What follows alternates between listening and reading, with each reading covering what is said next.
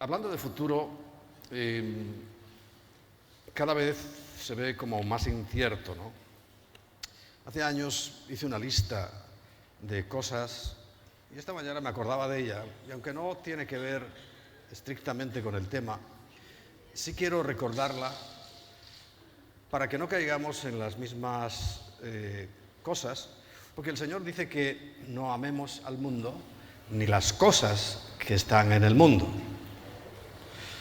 Quiere decir que el sistema de vida está montado con la única finalidad, y eso lo estamos viendo de día en día, de dejar a un lado el diseño original de Dios para tratar de cambiarlo. Digo tratar porque no lo van a lograr. Sin embargo, en esos intentos de cambio, la verdad que están haciendo mucho daño y están sobre todo trayendo un gran despiste sobre especialmente la juventud, confundiéndolos. Que el Señor haga caer sobre ellos su propia maldad y 100 veces tomen su propia medicina. Por ejemplo, en esta sociedad moderna le llamamos pluralismo, y eso lo habréis oído multitud de veces, ¿verdad? Pluralismo. Pero la verdad que detrás de eso lo que hay es una ridiculización, poner en evidencia, poner en ridículo la verdad de Dios, y eso trae sus consecuencias. Bajo otra palabra que también se oye mucho, multiculturalismo. ¿Qué es lo que hay detrás de eso? Pues la adoración a otros dioses. Cuando la Biblia dice claramente, escucha Israel, el Señor es nuestro Dios, el Señor uno es. Y no hay ningún otro Dios y no hay ningún otro mediador entre Dios y los hombres. Pero ¿por qué me viene a la cabeza y el Señor me pedía que advirtiera estas cosas? Porque también entre los cristianos hay multiculturalismo.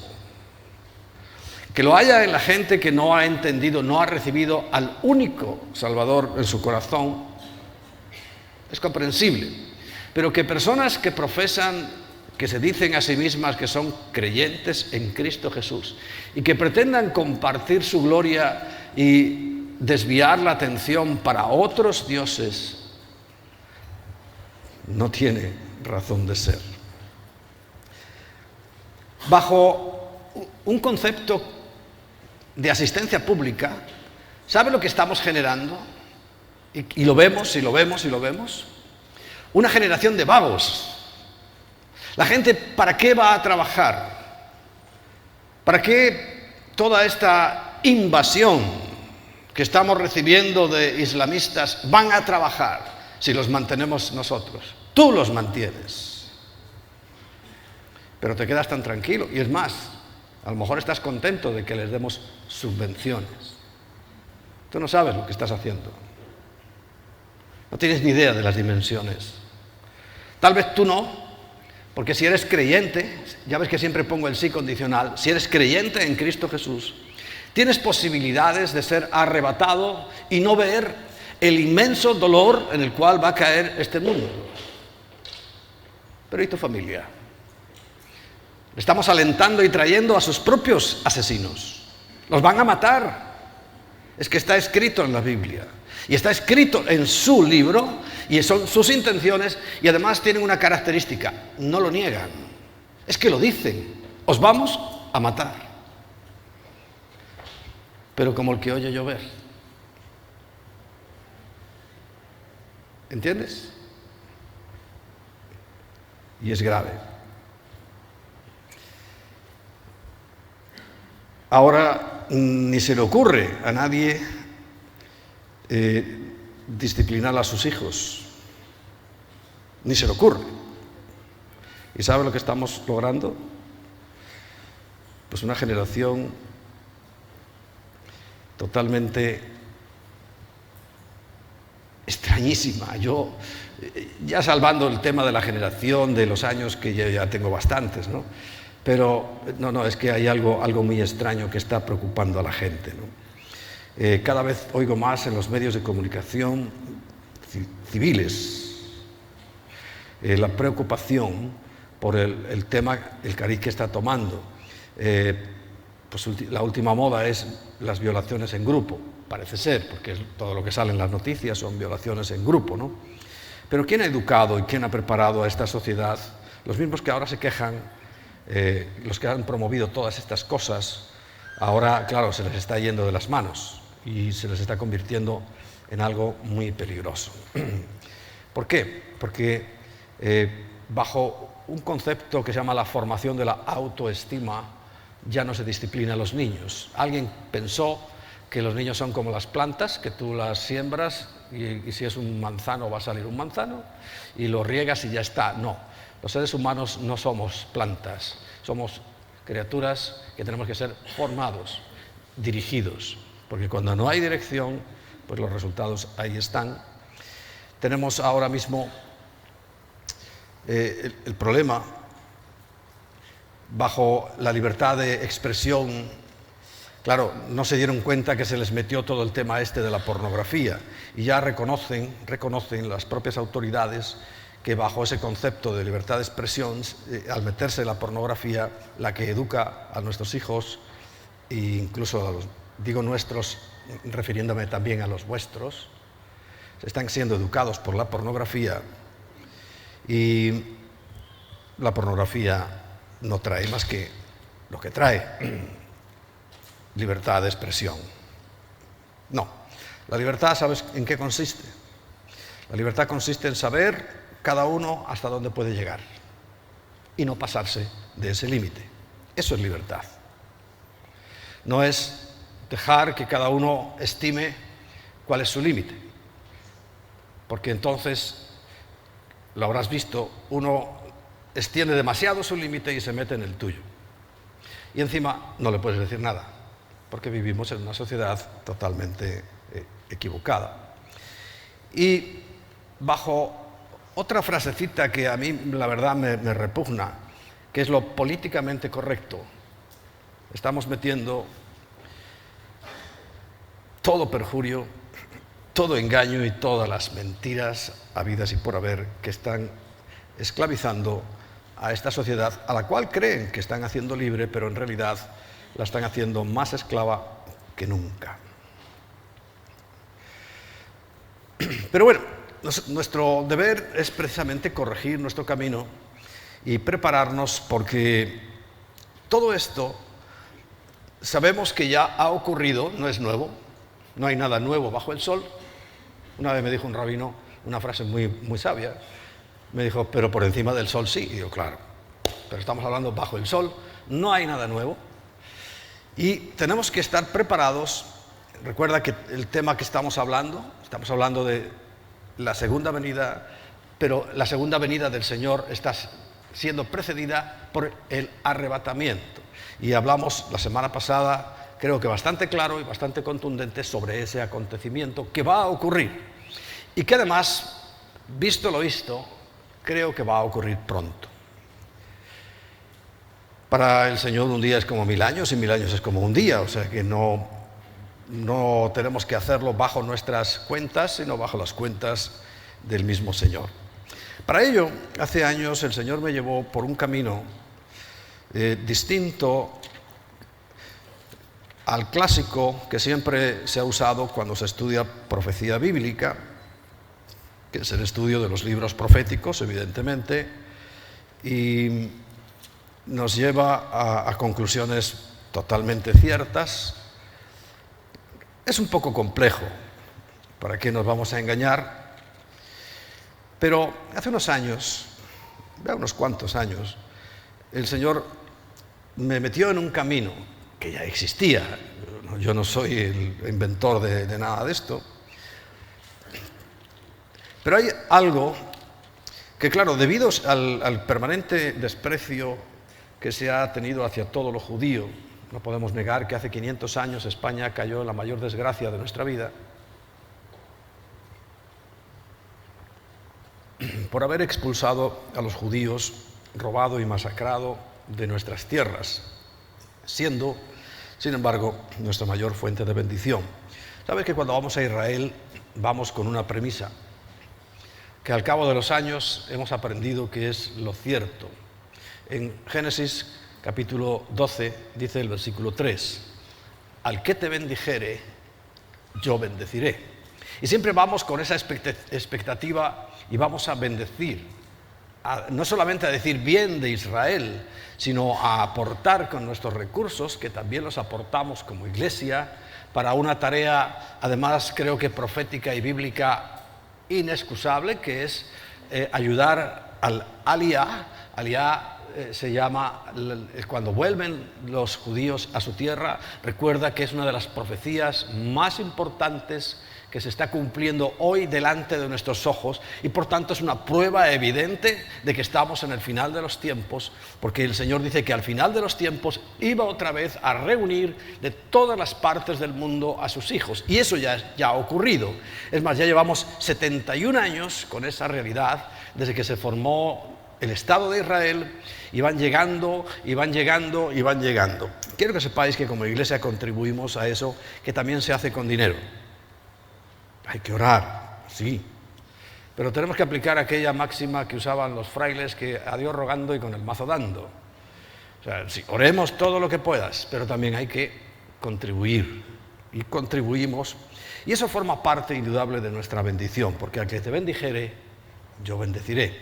Pero por otro lado no podemos olvidar la segunda parte de ese versículo que dice, más al que te maldijere, yo también maldeciré. Y esa es una parte en la que incurrió España de una manera negligente, de una manera inexplicable, expulsó a los judíos, y como los maldijimos, una maldición cayó sobre España, teniendo que ser el país número 1 del mundo. Si las cosas hubieran sido distintas hace 500 años, hoy no estaríamos hablando de los Estados Unidos como potencia ni de nadie, estaríamos hablando de España como la potencia dominante del mundo. Y esto es así. Pero hoy sobrevivimos de milagro, porque cayó una fuerte maldición sobre nosotros. Y nosotros tenemos la obligación de bendecir. Y resulta que sí que en un tiempo no fuimos especialmente antisemitas. Yo personalmente sí. Yo tengo que confesarlo. Yo, Enrique Pavón, en mi juventud era antisemita. Pero cuando Cristo vino a mi vida, ese judío, y cambió mi vida, cambió toda mi vida, y hoy soy pro-judío. No simplemente neutro, porque hay muchos neutros, sino pro-judío. Yo les defiendo porque sé que en ello va mi vida, la de mi familia y mi nación. Si yo ayudo, si yo bendigo, recibiré bendición. Así que aprende esa sencilla lección, pero muy, muy práctica. Y empezamos a meternos dentro de un ámbito que se había rechazado, porque todo lo que sonara a judío era como apestado, ¿no? Pero resulta que no. Y fíjate, caí en este concepto, y al saber lo profético que era, que es altamente profético lo que vamos a empezar a hablar a partir de hoy, encaja perfectamente todo el panorama. Ya sabéis de lo que voy más o menos a hablar, pero hay algunos que no habéis escuchado nunca esto. En Levítico 23 dice lo siguiente. Préstale mucha atención, porque hay que leer con cuidado. Habló Yahvé a Moisés, diciendo, haz de profeta, habla a los hijos de Israel y diles, las fiestas solemnes, ¿de quién? Todo el mundo lee de los judíos. Todo el mundo, hasta hoy. Y tú hablas ¿Y qué es el Yom Kippur? Y dice, una fiesta de los judíos. Por favor, por eso te digo, lee con atención la Biblia, la que tienes delante. Ahí no pone judíos, pone Jehová o Yahweh. Claro, tenemos que partir de ahí, de que vamos a leer la Biblia, no nuestras mentes prejuiciadas, no nuestras mentes infectadas, sino la Biblia. Y ahí no pone nada de judíos.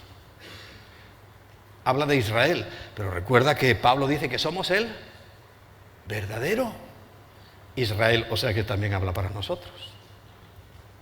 Así que préstale atención.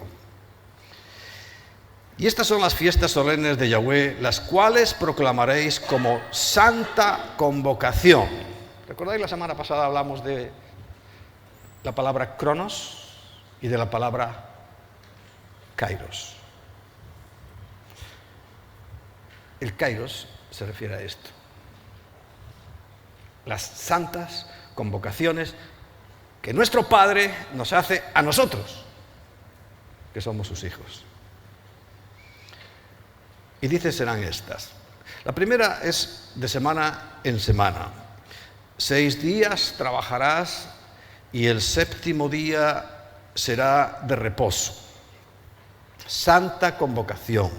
Ningún trabajo haréis, día de reposo es de Yahweh en donde quiera que habitéis. Me imagino que en tu Biblia también, ahí tal vez esta no tiene el asterisco, pero en la mía y en todas las que tengo y he tenido, que son muchas por cierto, siempre cuando dice día de reposo está acompañado de un asterisco o de una nota que pone aquí equivale a sábado. Y se ha creado unas falsas doctrinas con respecto a la palabra sábado. Y hay sabatistas que creen que es guardando el día sábado, o sea, ayer, que incluso está la salvación en juego. Ya no Cristo, sino es el guardar el sábado. Y ya, imagínate, para el pueblo judío, porque israelita no, si nosotros somos israelitas no estamos todos metidos, ¿no? Para el pueblo judío, el tema del sábado, como el día de ayer, ¿no? Es algo gravísimo. Pero yo te puedo retar a que leas en toda tu Biblia, en todos los pasajes referidos a esto, a ver si encuentras la palabra sábado en algún sitio, a no ser en la nota al pie de página. ¿Qué es lo que dice? 6 días trabajarás y el 7º descansarás. Hoy es nuestro 7º día. Hemos trabajado 6 o 5, porque ya cada vez se nos va acortando más. Y el 7º descansamos, y eso es lo que dice la Biblia. No que tiene que ser el día de la semana de ayer, sino trabajar 6 días y el 7º descansar. ¿Lo entiendes? Porque hay gente que se está complicando, pero muchísimo la vida, ¿eh? Muchísimo. Están cayendo en graves herejías, creyendo que si no es ayer, estamos ya en pecado y de muerte además. También se les olvida un versículo que dice que Jesús es el Señor del sábado y que Él resucitó el primer día, que es hoy, y que los cambios fundamentales que hizo fue todo para hoy sea el día de honrar en el nuevo pacto. Cuando hay un nuevo pacto, el otro se da por finiquitado, como pacto de salvación. ¿Cuál es la diferencia? En el antiguo pacto, o en el anterior pacto, tenías que hacer para salvarte. En el nuevo pacto, ya hizo el Señor para salvarnos. Es la diferencia, enorme, por cierto, fundamental y trascendental. Por tanto, ¿ves cómo leyendo la Biblia con atención uno se entera de cosas? O sea, estamos en perfecto orden, porque este es el 7º día para nosotros. También el primero. ¿Sabes que en España siempre se habla de 8 días porque el 8 significa comenzar de nuevo? Entonces estamos perfectos, no tenemos ningún problema porque hemos trabajado 6 días o 5 y ahora este es nuestro día de descanso. Entre paréntesis, Shabbat. Pero Shabbat es una expresión, es hebrea, no está en la Biblia, de hecho.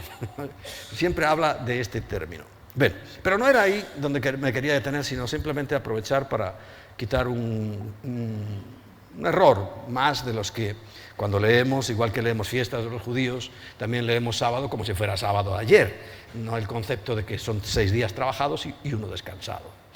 Porque el que trabaja y le dan descanso los miércoles, está pecando, porque no lo hace hoy. No, si ha trabajado 6 días y el séptimo para él es el miércoles, porque es el día que tiene de descanso, no está pecando. Ahora tiene que dedicarle algo de tiempo al Señor, porque ese día sí es del Señor. Bueno, y ahora sí entra a darnos la lista de las fiestas y dice, estas son las fiestas solemnes de los judíos. No, vuelve a insistir de Yahweh, de Jehová. Podría ser esta palabra la que yo no la pronuncio, os dais cuenta, a pesar de que está en la Biblia, porque así como está escrita, y supongo que aquí también,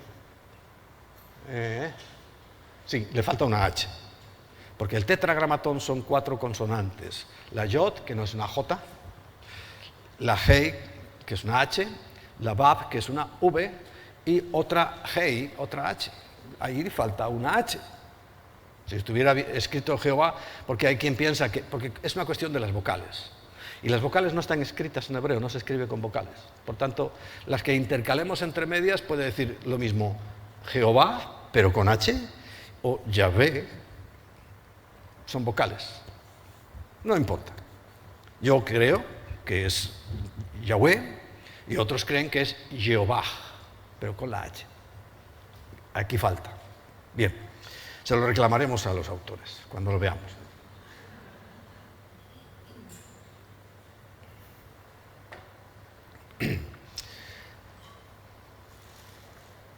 A las cuales convocaréis en sus tiempos. En hebreo dice Moed, pero si fuera en griego, ¿qué diría? En sus kairos. Tiempos específicos, señalados. Con mes, con día y hasta con hora. Más señalado imposible, ¿no? Y dice, en el mes primero, ahora tenemos que averiguar cuál es el mes primero. ¿No es enero? Pues no. Mira, ¿cómo? ¿Que no es enero? No. El mes primero, según la Biblia, esto mismo también lo dice en Éxodo. Y en Éxodo 12 dice, habló, ¿quién? Pues lo mismo, Yahweh, a Moisés y a Aarón. Esta vez le puso al compañero. ¿Sabéis que Moisés era tartamudo? Y tenía que ir acompañado siempre de Aarón, que ese tenía el piquito de oro, como todos los predicadores, ¿no? Porque Aarón era el sacerdote. Y todos los predicadores tenemos un piquito, ¿verdad? Tú eres Aarona. Y en la tierra de Egipto diciendo, este mes, el mes que se estableció, la Pascua, dice, os será principio de los meses para vosotros, será este el primero de los meses del año. ¿Quién habló? ¿Y quién se atreve a cambiar esto? Nosotros, cretinos. ¡Qué torpes somos!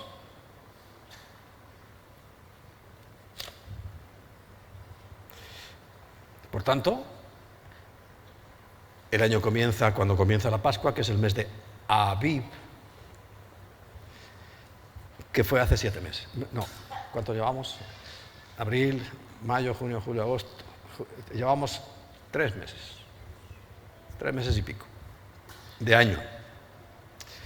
Ya sabéis, bueno, os lo tengo que contar otra vez, ¿no? Cuando lleguemos al próximo mes, no, al siguiente, empiezan a salirnos las cuentas, pero mal. Porque llegamos a septiembre, fecha señalada. Tú apúntate por ahí una esquinita, 29 de septiembre. Ya luego te voy a explicar qué es eso. 29 de septiembre, cae domingo.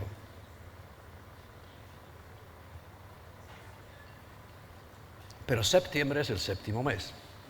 Octubre es el octavo mes. Noviembre es el noveno mes.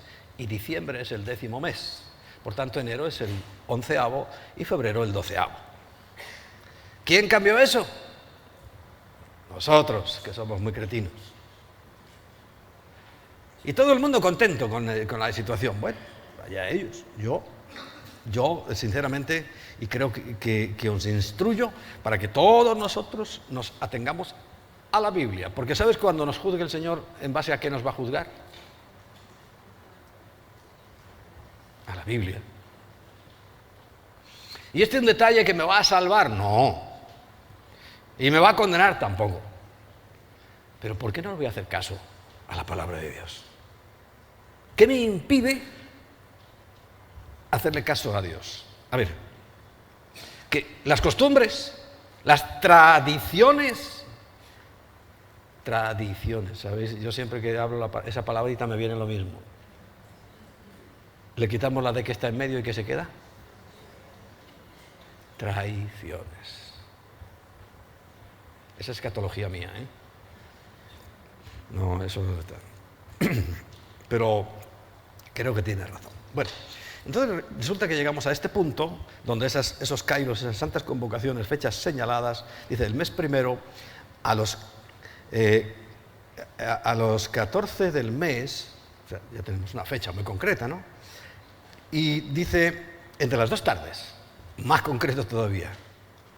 Porque el día en la Biblia, que también lo hacen los hebreos, o los únicos que lo hacen son los hebreos, pero no es hebreo, es de la Biblia, es entre las 2 tardes, de tarde a tarde.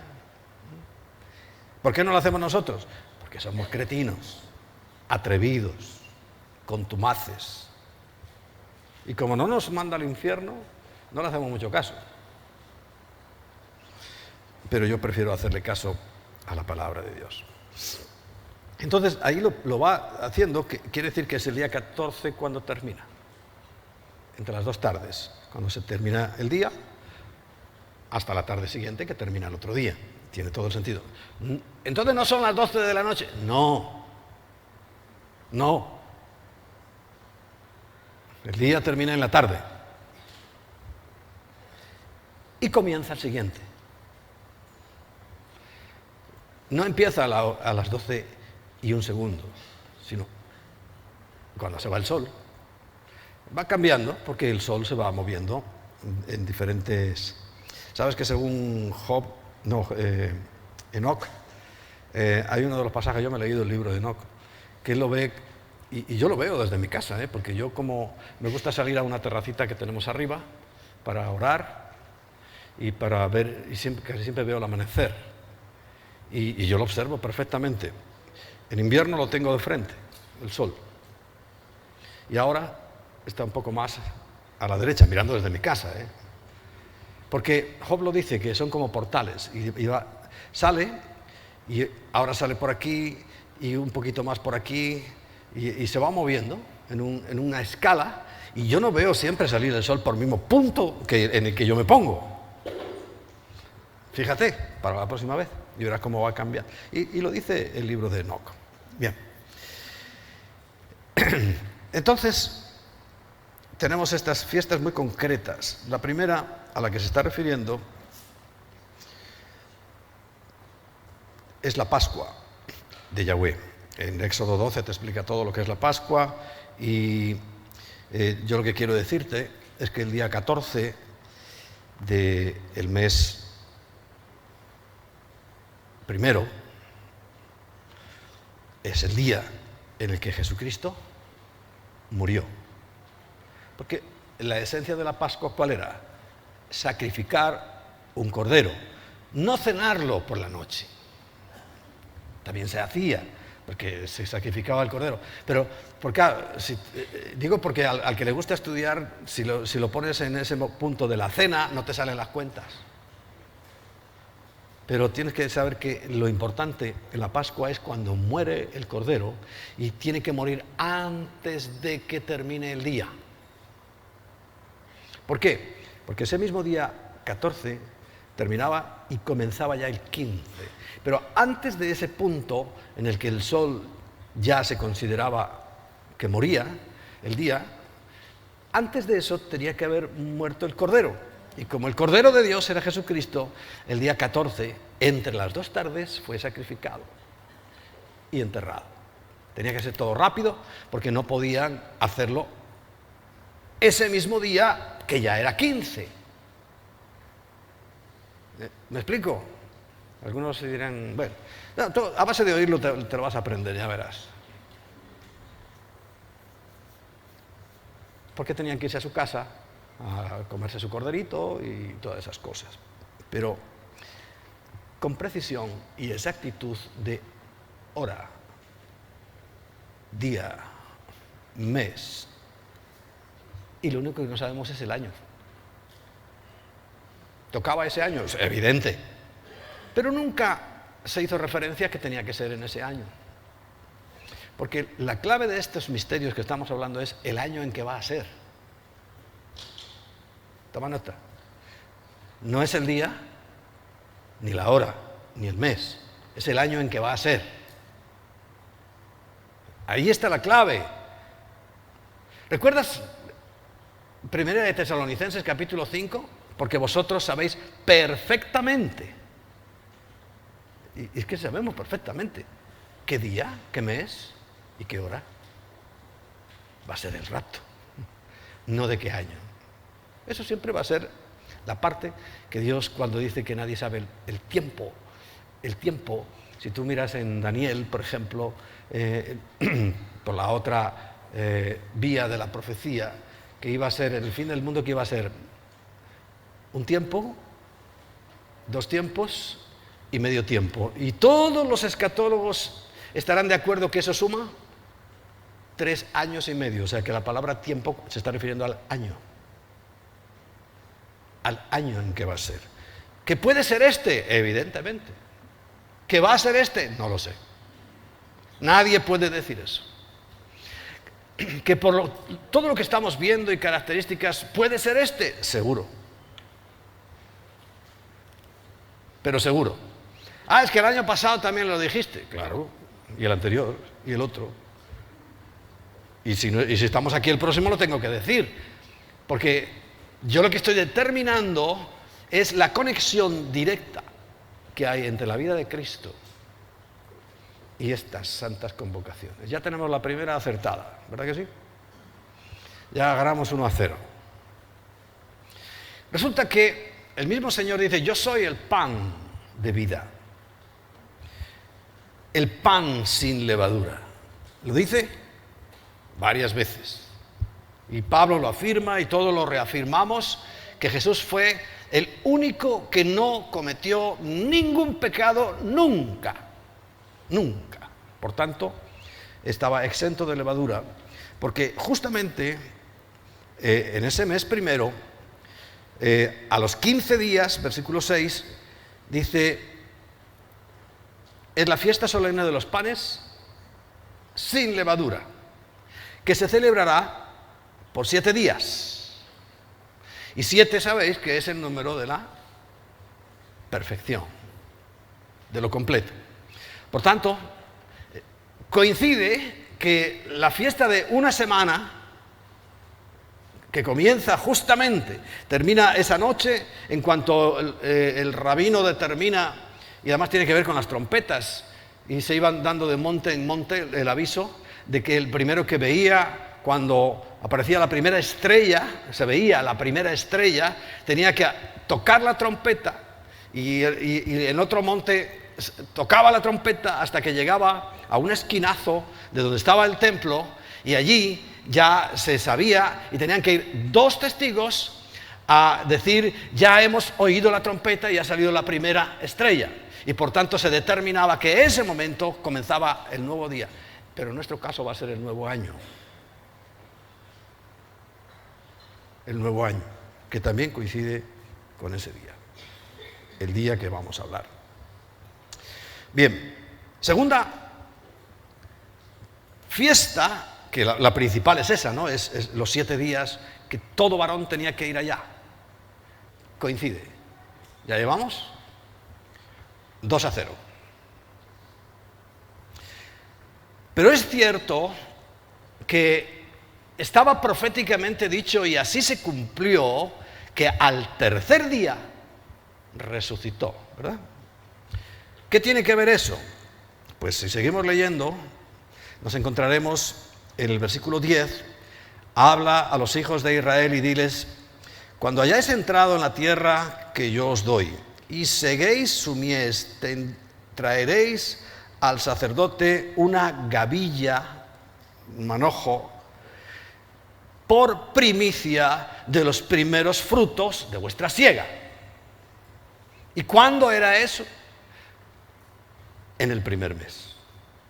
Dice, pero si es en abril se recoge la cebada en Israel, no en tu pueblo. Lo que pasa en tu pueblo es problema tuyo. Que todo el mundo se echa, ahí por ejemplo los norteamericanos, venga a tratar de relacionar la profecía bíblica con ellos. No, lo que pasa allí no tiene ninguna importancia. Es en Israel, es lo que pasa en Israel. Y en Israel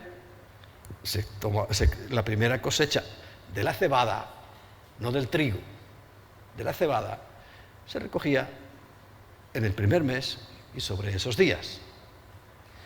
Y se llevaba como primicia. Y Jesús es primicia de todos los que han dormido. Él es el primero en todo.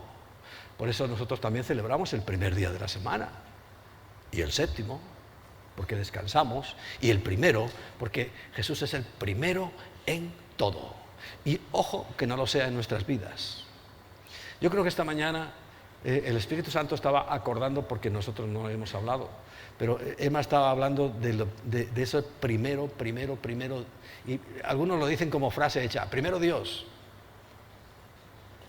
Yo conozco varios que me dicen esa frase, y la verdad, si podían ahorrársela, porque resulta que lo ponen de último. Eso sí queda muy bonito. Primero Dios. No, primero Dios tiene que ser de verdad. No es una frase bonita. Que sí, que queda muy bonito, ¿no? Pero no es la idea. La idea es que realmente sea primero Dios. Porque además Él no comparte su gloria con nadie.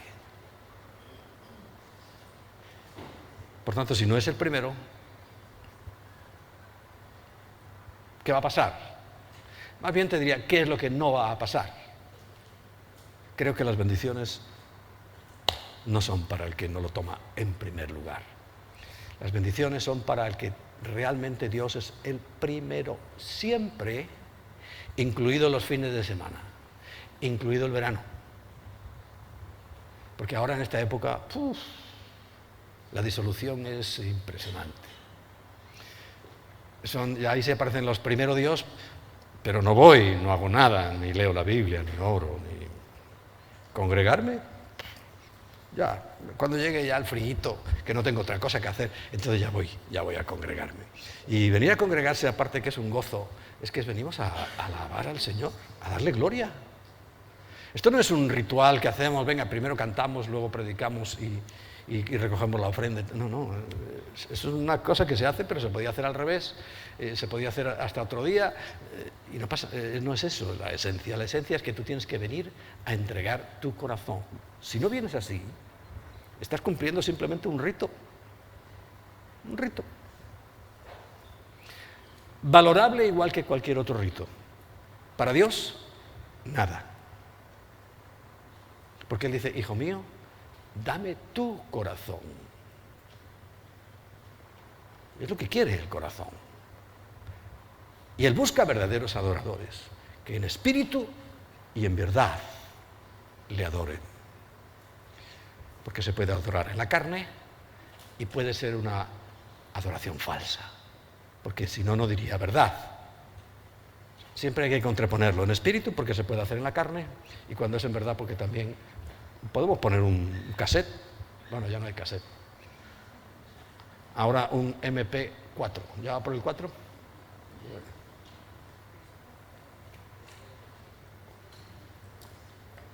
Pero no hay una verdadera entrega. Y es importante la fiesta de las primicias. Y Jesús resucitó exactamente el día de las primicias. El mismo día que en el templo iban a ofrecer esa gavilla y hacían su acto, ese día resucitó Cristo. ¿Ya llevamos? 3-0. Y sigue pasando el tiempo, y dice el versículo 15 que desde aquel día de las primicias, dice, y contaréis desde el día que sigue, el día que sigue al día de reposo, que vuelve a haber un asterisco y pone, aquí equivale a sábado, o sea que no pone sábado en ninguna parte, para que lo tengáis. Desde el día en que ofrecisteis la gavilla, o sea, el día de las primicias, ¿sí? Que es una ofrenda mecida, bueno, todo eso, que es muy rollo, pero ahí lo podéis leer. Dice, 7 semanas cumplidas serán. Por eso es la fiesta de los 7, 7 se llama Shavuot o Pentecostés para nosotros los cristianos. Entonces contamos esos 50 días, 7 por 7 son 49, pero como hay que contar el anterior, son 50 días, entonces ofreceréis el nuevo grano. Porque a esos 50 días ya sí, en Israel se empieza a recoger el trigo. Es verano. Este año cayó en junio, el día de esta fiesta. ¿Y qué ocurrió en esta fiesta? Ya os lo mencioné. 2 cosas. Para Israel, ese día que ellos llaman del Shavuot, fiesta de las semanas, ellos recuerdan el día exacto en que Moisés bajó del monte Sinaí con la ley escrita en las tablas de piedra. Y hasta el día de hoy siguen recordándolo. Ahora, ese mismo día, cuando estaban en Jerusalén, ¿recordáis ellos de dónde eran? Los discípulos. De Galilea. No eran de Jerusalén. Imagínate, estaban en Cáceres, o en Madrid, y ellos eran de Cáceres. Entonces, terminó todo, Jesús murió en la cruz, quedaron desolados, y de repente resucita. Y ya se iban. ¿A dónde se iban? Pues a su pueblo, cada uno, iban todos, la mayoría, para su Cáceres, a Galilea. Pero el Señor le dice, no os vayáis, quedaros en Jerusalén hasta que venga algo que le llama la promesa del Padre. Le da ese título y ellos lo entendían perfectamente de qué les estaba hablando. Sabían que la promesa del Padre estaba relacionada con el Espíritu Santo. Y allí se quedaron. ¿Dónde se quedaron? Pues tenían un amigo buenísimo en Jerusalén, un buen discípulo con una casa grande, que tenía un aposento alto,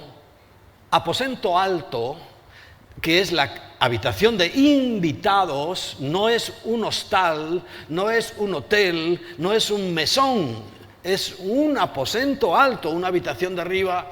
No sé si tienes por ahí la foto que mostré en Navidades para que sepamos que cuando habla de aposento alto no está hablando de una pensión, no está hablando de un hotel, está hablando de algo que había en todas las casas de Israel. Aquí se ve más o menos. Yo no veo nada, ¿vosotros veis?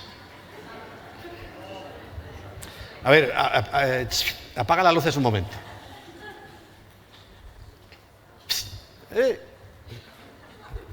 ¿Se durmió el de las luces? ¿O no está? Yo no veo a nadie. ¿No se pueden bajar así como estas? Es que yo creo que lo que estorba son estas. No se puede.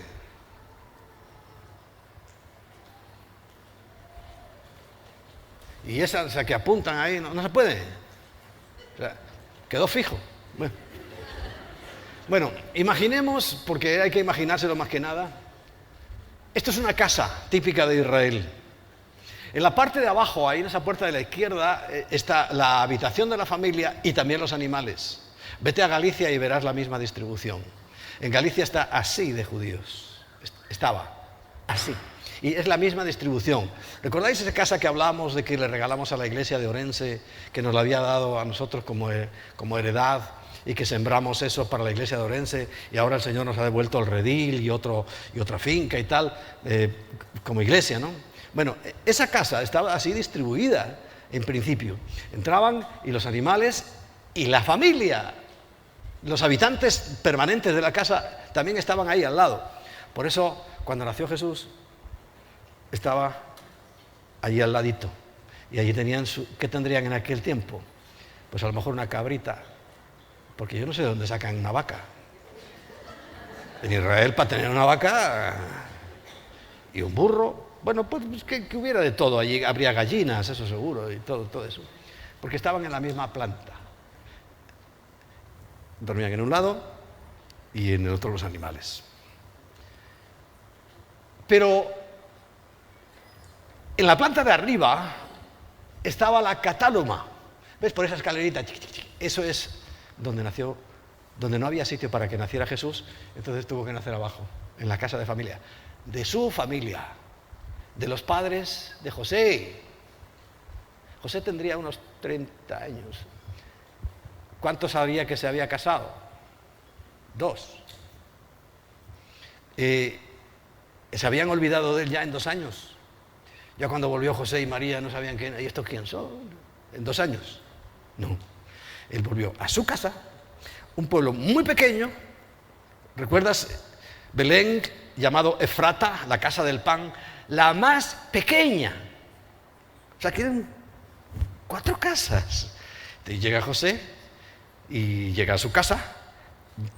Todo el mundo lo conoce. Y donde no había sitio, primero, por el sitio pequeño no había hoteles. Y había catáluma, o sea, habitación de invitados. ¿Por qué hago referencia a esa catáluma, a la habitación de arriba? Porque en Jerusalén, ese buen amigo de Jesús tenía una catáluma grande, era una casa grande, y era en esa misma catáluma, en ese mismo aposento alto, donde les dijo, como era la habitación de huéspedes, ¿qué se hace en una habitación de huéspedes? ¿Qué haces en tu habitación normalmente? Duermes. Entonces, aquellos 12 invitados estaban durmiendo en la habitación de huéspedes. Y le dijo, volveros allí y esperad la promesa del Padre, que llegó el día señalado, que fue el día que hoy conocemos de Pentecostés, fiesta de las semanas. Ya podemos encender la luz. Se podrá, ¿no? Tenemos técnica para eso, porque ahora, cada vez me piden más cosas sofisticadas, y va a ser verdad el nombre, porque ¿sabéis lo que significa sofisticado? Mentiroso. Un sofisma es una mentira. Y ahora con el cambio de uso, creemos que un sofisma, cuanto más relojes y luces tiene, y la palabra significa mentira. Sofisma es una mentira. Es un decorado. Es como Hollywood, ¿no? Es una casa enorme, pero te pones por detrás y es un tablero con unos palos ahí apuntalados. Una mentira. Bueno, entonces, ya llevamos 4-0. Y nos quedan 3. 3. Llevamos de las santas convocatorias 2. ¿Recuerda? En Éxodo 23, entre los versículos 14 al 17, o en Deuteronomio 16, versículos 16 y 17, dice que todo varón se presentará 3 veces al año en Jerusalén. No en la sinagoga de su pueblo, sino en Jerusalén. Allí tenían que ir él y toda su familia. Una en la Pascua, otra aquí, en la fiesta de las semanas. Pero aún nos queda una que también está relacionada. Bueno, y ahora, esto era profecía, pero ahora ya no es profecía. Ahora es una prueba más que evidente y más que suficiente, y el que no lo vea, la verdad, es bastante torpe. Porque si aquello todo coincidió con la primera venida de Cristo, día y hora, pero lo que no sabíamos, tampoco lo sabían en aquel tiempo, qué año iba a ser, igual que no lo sabemos hoy. ¿Por qué podemos dudar de que en la segunda venida no se va a cumplir con la misma exactitud de mes, día y hora? ¿Por qué? ¿Qué razón habría? ¿Qué argumento podríamos traer aquí a colación? Yo lo discuto, o sea, lo hablamos, para no creer que en la segunda venida va a ser exactamente igual. ¿Qué nos queda? ¿Qué tenemos pendiente? 3 fiestas, porque son 7. Más el sábado, 8. Siempre el 7 y el 8 juntos, ¿no? Nuevo comienzo. Pero el sábado, como es semanal, el descanso semanal, el 7º día, no cuenta para estas cuentas, valga la redundancia, sino que ahora entramos en una etapa que tiene que ver, y ya la semana pasada recuerdas que dije ir tomando nota de ciertas cosas, porque tiene que ver con la segunda venida. Y como es lo que estamos esperando, como es lo que está próximo a llegar, es precisamente para lo que tenemos que estar preparados. Esto que os he contado es historia, ya pasó. Pero ahora sí entramos en profecía, algo que no ha ocurrido, algo que va a ocurrir y que está perfectamente señalado en la palabra de Dios. Y esto es la maravilla de la palabra de Dios. Y esto es lo que tenemos que apreciar, porque Dios ha sido tan bueno y ha tenido tanta misericordia de nosotros, que recordáis, por ejemplo, lo que dice Isaías, el versículo en el capítulo 46, ¿puede ser? Creo que es 46, versículos 9 y 10, que dice que yo anuncio, versículo 9, dice, acordaos de las cosas pasadas desde los tiempos antiguos. Ya nos hemos acordado de las cosas pasadas, todo eso ya pasó. Dice, porque yo soy Dios. Nunca olvides eso. ¿Y qué significa eso? Que Él no miente, no se arrepiente, no va a hacer nunca nada en contra nuestra. Él mismo dice que todos sus pensamientos y por tanto sus acciones para nosotros son siempre para bien. Nunca, nunca Dios deseará nada mal. Dice, yo soy Dios y no hay otro Dios. No hay pluralismo. No lo hay.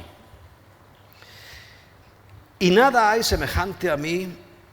¿Y qué es lo que lo hace distinto? Y lo convierte en Dios. Esto. Que anunció lo por venir, lo profético, lo que va a venir, desde el principio. Es que todo esto está contenido en la Biblia. Es que la primera promesa la dio en el huerto del Edén. Cuando les habla de que la simiente de la mujer, dice, pisará la cabeza de la serpiente, esta le herirá en el calcañar. Está hablando de la cruz. Y de lo que Satanás logró darle un mordisco aquí, en el calcañar. Pero nada más. Pero Cristo le aplastó la cabeza. Y eso es exactamente lo que ocurrió. Ya es profecía pura. Y cuando le habla a Moisés y dile a Israel, es profecía. Y es lo que estamos examinando. Desde el principio y desde la antigüedad, lo que aún no era hecho. Pero fíjate en esto, que digo, o sea, todo lo que Dios dice, mi consejo, o sea, lo que yo digo, permanecerá y haré todo lo que quiero. Amén. Ese es nuestro papá. Ese es nuestro Dios. Por tanto, evidentemente en los 10 minutos que me quedan no voy a poder contaros todo lo que queda, pero sí os voy a poder contar que lo importante es la preparación para todo esto. Porque lo que viene ahora sí tendríamos que tomarlo muy en cuenta. Repito, ¿será este el año? No lo sé. Muy lejos no está. Pero sí te puedo asegurar, por la Biblia, qué día y qué hora. Y ya están los que leen la Biblia diciendo, pero pastor, que eso es justamente lo que dice la Biblia que no se sabe. Te voy a demostrar que no. Que aunque dice eso, se está refiriendo a otra cosa. Porque la primera que viene, lo vamos a empezar, dice que el versículo 23, que habló Yahweh a Moisés de nuevo, diciendo, habla a los hijos de Israel y diles, en el mes séptimo, abril, mayo, junio, julio, agosto, bueno, tenemos que contar del siguiente, ¿no? Que sería mayo, junio, julio, agosto, septiembre. No me salen las cuentas, a ver. Marzo. Es que normalmente cae en marzo. Abril, mayo, junio, julio, agosto, septiembre. El séptimo mes coincide generalmente porque es en septiembre u octubre. ¿Por qué no coinciden? Pues por una cuestión de calendario. Porque en hebreo, en la Biblia, perdón, son 360 días y nosotros contamos 365, que es lo real. Pero las cuentas bíblicas son de 360 días. Pues esos 5 días son los que hay que ir encajando. Y ya os explicaré también cómo se van encajando perfectamente para que nos salgan las cuentas. No están apañadas para que salgan las cuentas, sino es una explicación real, que la haremos en su momento. El caso es que cuando llega el séptimo mes, que es para septiembre, octubre, ya veis que el último día o el penúltimo día de septiembre, os dije que lo anotarais, ¿no? ¿Sabes por qué? Ese día es el día de las trompetas. Es el día de lo que va a hablar aquí ahora, que dice... en el mes séptimo, el primer día del mes, tendréis día de reposo, una conmemoración al son de trompetas. ¿Recuerdas que hablamos? 1 Corintios 15, porque se tocará la trompeta. Y luego, en un instante, en un abrir y cerrar de ojos, nosotros los que seremos, los muertos en Cristo resucitarán primero y nosotros seremos transformados. Lo mismo dice en 1 Tesalonicenses capítulo 4. Es el mismo concepto. Quiere decir que interviene un toque de trompeta. ¿Recuerda las 4 anteriores coinciden con fecha? Sí. Y aquí tenemos ya la primera, que también empieza a coincidir con toda la cuestión que hemos estado hablando, que hemos traído hasta este momento. Llevamos tiempo, yo creo que bastante desgranado para poderlo entender. Si no lo has entendido, no te preocupes. Cree, porque la fe consiste en creer, pero yo todo lo que leo es de la Biblia, ¿verdad? No he hecho referencia a ningún libro que escribió nadie, siempre es la Biblia, y está hablando la Biblia. Entonces dice que en ese mes séptimo coincide septiembre. Repito, a veces es octubre. Nunca antes. pero es septiembre u octubre, porque por un par de días no se va a octubre, porque el calendario es el nuestro, el gregoriano. Por cierto, lo hicimos en España. Nos cabe el mérito también de hacer cosas muy malas, muy mal hechas. Pero también somos gente inteligente, porque el calendario gregoriano se hizo en España. Y se ha impuesto en todo el mundo. ¿A que nadie lo sabe? Pues para que lo sepas. No, es que los propios españoles despreciamos mucho España y tenemos muchos valores de repercusión, ¿eh?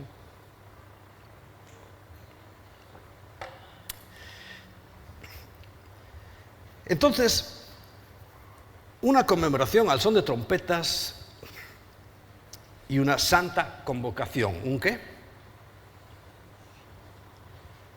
Kairos. Un kairos, un moed. Ningún trabajo de siervo haréis y ofreceréis ofrenda encendida a Yahweh.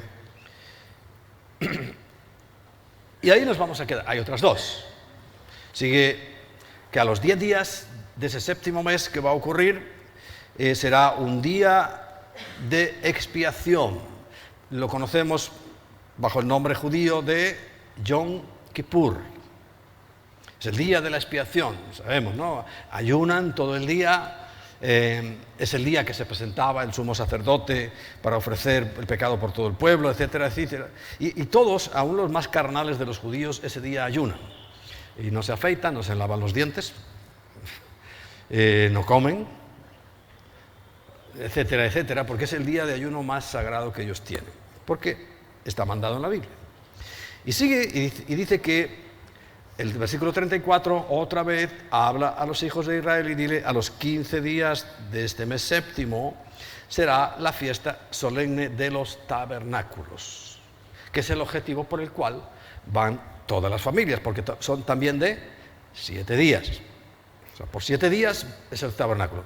Por 7 días es Pascua, Pentecostés y tabernáculos.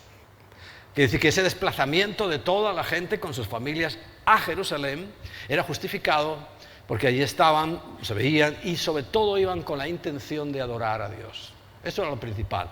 Claro, con el tiempo se olvidaron. Con el tiempo lo convierten todo en un ritual, como nosotros también. Vamos convirtiendo todas las cosas en una rutina. Vamos perdiendo, creo que eran proféticas las palabras de Emma, el primer amor. Vamos perdiendo el entusiasmo. Ya venimos porque hay que venir. Ya hacemos porque hay que hacer. Si yo te preguntara por qué cantamos, dirías, no sé, lo hacemos siempre, ¿no? Muchos responderían así. No dirían, porque en esa canción, en esas canciones detrás va mi corazón, porque son palabras de amor, palabras de respeto, palabras que yo le dirijo a mi Dios, al que amo. Y también se nos olvida, cuando ya han pasado años, ¿no?, del matrimonio, del entusiasmo que teníamos con nuestras esposas, hablo a los varones, ¿no? Que era la más hermosa, indudablemente para ti lo era, por eso se te puso en tu camino y tú la elegiste, y era la más bonita y la más inteligente, y toda tu atención, no veías otra cosa más que a ella, ¿te acuerdas, no? Bueno, así tiene que ser con Dios, pero nos olvidamos, hemos perdido, ¿Qué? ¿Ahora qué los hombres? Bueno, pues rutina. Para todo. Rutina. Sin embargo, fíjate que sería bueno darle una vuelta a todo eso. Y yo quisiera que estas cosas, en esa preparación, lo principal que tiene que llegar a nuestro amor, a nuestro ser es el amor. Porque volvemos a la comparación. Ese día del toque, ese día de la trompeta, es el día que, según también la costumbre y tradición del pueblo de Dios, del único que su gran mérito, ¿cuál es? Se lo dice Pablo, dice, para que preservaran las Escrituras. No ha habido nadie, ningún otro pueblo se hubieran olvidado, lo hubieran cambiado ya, tendríamos 35 Biblias diferentes. Pero no, ellos han conservado la palabra de Dios.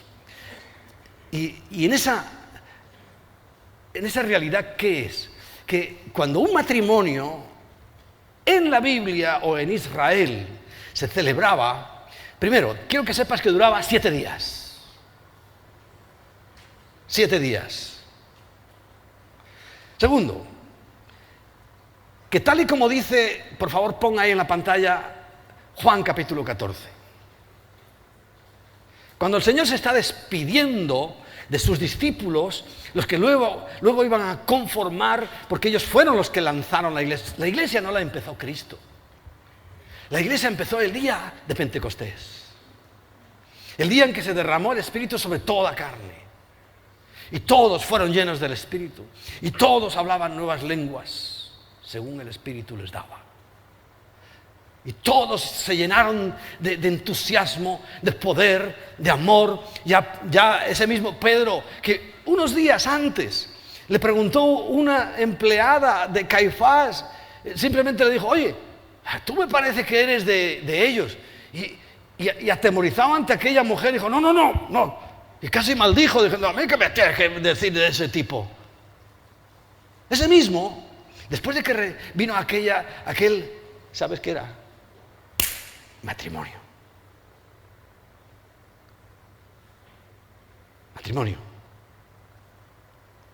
Un pacto, un compromiso serio, ya no le importó. Y llegó ese día y en aquella catáluma, en aquel aposento alto, en aquella habitación de invitados, abre la puerta y debía estar muy bien situada la casa, ¿eh? Por eso te digo que no debía ser un don nadie, tenía que ser una casa buena, grande. Porque es que no solo cabían 12, cabían más. Había 100 y pico. Y abre la ventana o la puerta y empieza a predicar. Ya no le tenía miedo a nadie. Y él empieza, pero los otros también, porque les oían hablar en sus propias lenguas. Bien. El caso es que en esa tradición, que simplemente hacían lo que se les había ordenado, era un matrimonio bíblico, y es exactamente lo que el Señor dice que va a hacer con nosotros. Porque a partir de entonces, ya nosotros formamos ¿qué? La novia, la iglesia. Y fíjate las palabras que nos dice el novio, el esposo. Juan 14, ¿lo tienes ahí? Lo voy a leer yo en la Biblia porque ahí he vuelto hacia atrás, ¿no? Pero Juan 14, yo me encanta leerlo porque es que es una declaración que me da tanta seguridad, tanta paz trae a mi corazón. Así cuando uno está chungo, porque todos estamos chunguillos alguna vez, ¿no? Y yo también. Uno se acuerda de estas palabras y comienza Jesús a decirles: no se turbe vuestro corazón. Tranquilo, tranquila. ¿Creéis en Dios? Eran judíos. Claro, todos dirían: por supuesto, venimos 3 veces al año, guardamos todos los Shabbat, hacemos todo. Claro que creían en Dios. Y les dice: creed también en mí. Esa es la parte que a veces nos cuesta creerle a Jesús. Y dice: en la casa de mi Padre muchas moradas hay. ¿Sabes por qué? Porque una vez que se celebraba el desposorio, que se firmaba el contrato. Fíjate, ¿por qué digo que es una maravilla cuando estudias la Biblia? ¿Qué dijo Moisés cuando bajó con aquellas tablas que era un contrato? Le preguntó al pueblo: ¿estáis dispuestos a obedecer estos mandamientos? ¿Y qué dijo el pueblo? Sí, quiero, como dicen en las bodas. Y eso, el día que tú le entregaste tu vida a Cristo, le diste el sí quiero. te desposaste con Él. ¿Te has desposado con Él? Y este tiempo, este periodo, en mi caso ya van 36 años, desde que le dije el sí quiero a mi esposo. Uy, si oye esto alguno va a decir que diga lo que quiera, a mí me da lo mismo. Yo le dije sí quiero. ¿Tú recuerdas cuando dijiste sí quiero? Porque yo creo que hoy a lo mejor es el momento en que digas el sí quiero. El contrato es la Biblia. Aquí están todas las condiciones, todos tus derechos. Porque el contrato de una boda bíblica de Israel era que se firmaba y allí estaban los derechos de la novia. Era el novio el que tenía que ir a casa de la novia. ¿Es que acaso no vino Jesús a la tierra a buscarnos? Vino a la casa de la novia y aquí nos presentó un contrato. Y nosotros tenemos que decir sí quiero. Y en ese momento dice que las arras, en la boda se usan arras. ¿Y qué dice la Biblia en Efesios sobre las arras? ¿Y qué es las arras? ¿Unas moneditas? Es el Espíritu, que en Pentecostés vino sobre toda carne, se derramó sobre todos. Esas son las garantías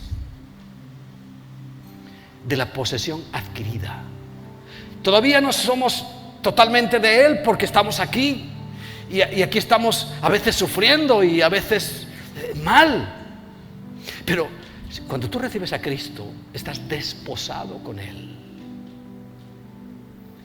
Ya no se puede volver atrás. ¿Qué estamos esperando? La otra parte de toda boda hebrea, el día que se celebren las bodas. Voy pues a preparar lugar. ¿Y qué hacía el novio? Una vez que había visto a la novia, le había gustado, el padre le había dicho, esta es la que te conviene. Y se había firmado el contrato, se habían llevado los regalos, las arras y todo firmado. Entonces el novio iba a la casa de su padre a preparar la vivienda. ¿Y qué dice Jesús? Fíjate, en la casa de mi padre muchas moradas hay. Dice, si así no fuera, yo lo hubiera dicho. Jesús no miente. Dice, voy pues a preparar lugar para vosotros. Qué bueno.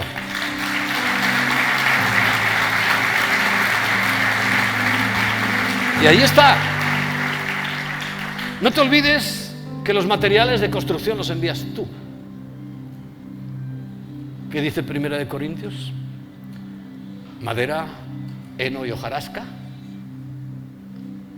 oro, plata y piedras preciosas, que son las acciones justas de los santos. Pero Él está preparando esa morada como hacían los novios en aquel tiempo allí en Israel. Y cuando estaba lista aquella casa, dice, bueno, sigue, y si me fuere y os prepararé lugar, dice, vendré otra vez. Estamos hablando de la segunda venida. Primero vino, pagó el precio. Ahora ya no son camellos con regalos. El precio fue su propia vida. El precio fue su sangre. Y lo pagó.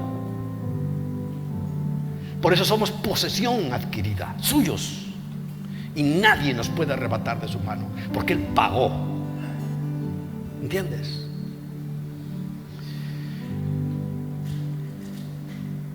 Vendré otra vez y os tomaré a mí mismo. Es un matrimonio, es como un matrimonio. La unión. Para que donde yo estoy, vosotros también estéis. ¿Y dónde está Jesús? En el cielo.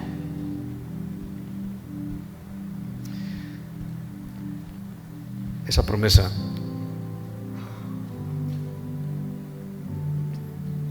Y sabéis a dónde voy y sabéis el camino.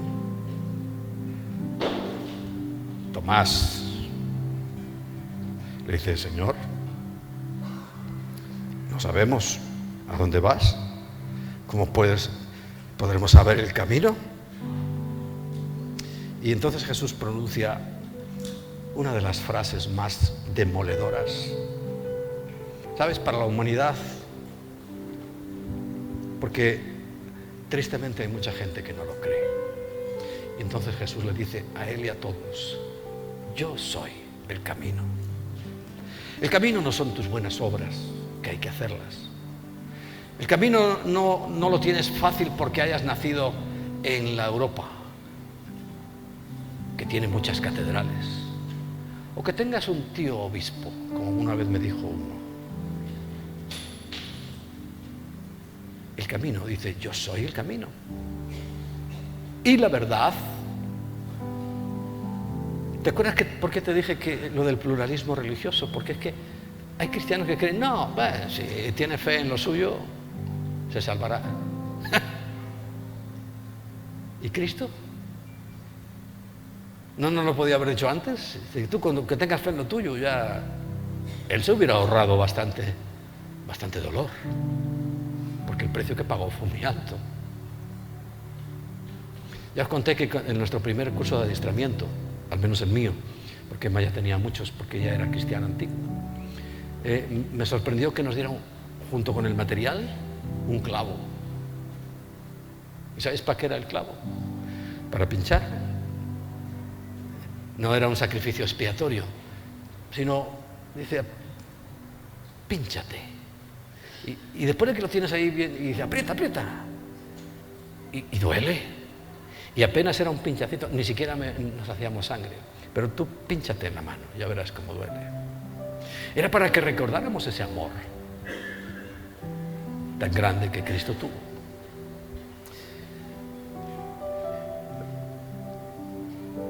Por eso yo amo ese día.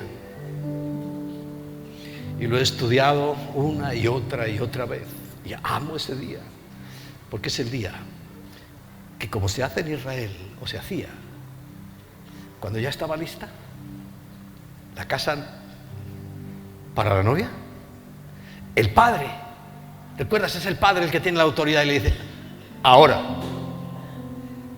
Y entonces, contento, después de, imagínate, un año de trabajo, aquel novio había hecho todo, pero el padre tenía que supervisar la casa y decirle: ahora sales. Y salía, pero no salía oscuro, de noche, escondido.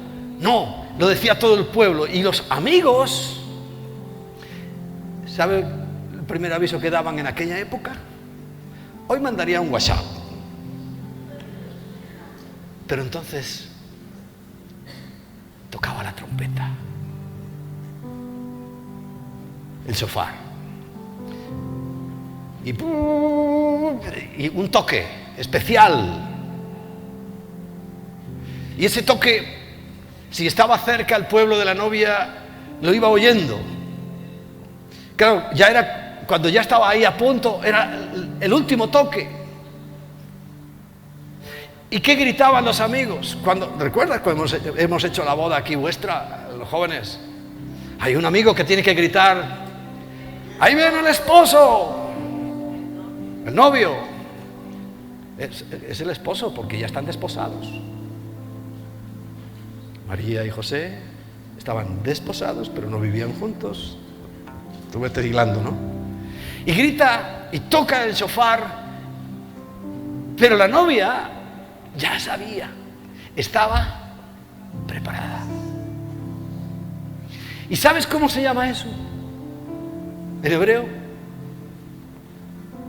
Rapto. La palabra es natsal, pero es un rapto. Viene, toma a la novia y se la lleva a su casa. Todo es sabido, no hay nada secreto, no hay nada misterioso, todo se sabía. Y viene y se lleva a la novia, como va a ocurrir el día del rapto. Y nos va a llevar. Amén. Y nos va a llevar a donde Él está. Y allí va a haber 7 años de boda. 7 años. Una Shavua. Una semana. En la tierra 7 días, pero sabemos proféticamente por el profeta Daniel que 70 semanas fueron determinadas sobre Israel y sobre la santa ciudad, para que todo se cumpliera. Pero también sabemos, y esto lo sabe todo escatólogo, aunque sea de poca monta, que solamente se han cumplido 69 semanas y que queda una semana para Israel. Esa misma semana que la iglesia, que la novia del Cordero, estemos arriba celebrando. Sabéis, ya os lo he contado, lo que va a pasar aquí en la tierra. Por eso aprovecho otra vez para preguntarte. 1, ¿te has desposado con Cristo? Y 2, si te has desposado, ¿estás vestido de novia?